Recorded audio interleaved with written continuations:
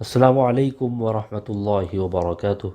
معزز ناظرین، تعلیم و تعلم یوٹیوب چینل پر آپ کا استقبال ہے۔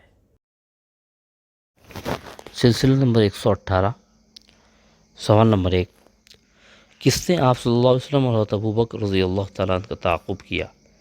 اے سراقہ بن مالک، بی عامر بن فہیرہ، سی اکرمہ بن ابی جہل، ڈی عبداللہ بن عریقط۔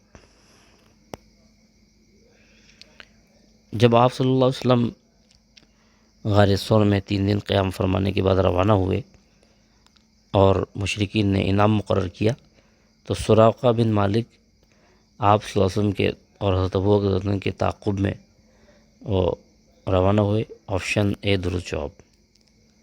سوال نمبر 2، تعاقب کے دوران سراقہ بن مالک کے ساتھ کیا واقعہ پیش آیا؟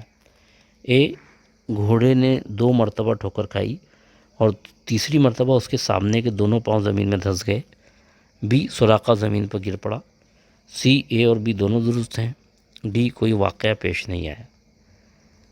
تو جب سراقہ بن مالک تعاقب کرتے ہوئے حضرت ابو بکر رضی اللہ تعالیٰ عنہ حضرت اللہ کے رسول کے قریب پہنچ گئے تو ان کے گھوڑے نے 2 مرتبہ ٹھوکر کھائی اور تیسری مرتبہ سامنے کے 2 پاؤں زمین میں دھنس گئے اور وہ زمین پر گر پڑے۔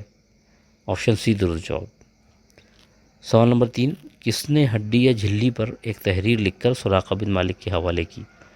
اے حضرت ابو بکر رضی اللہ تعالیٰ عنہ نے، بی حضرت عمر رضی اللہ تعالیٰ عنہ نے، سی عبداللہ بن عریقط نے، ڈی عامر بن فہیرہ نے۔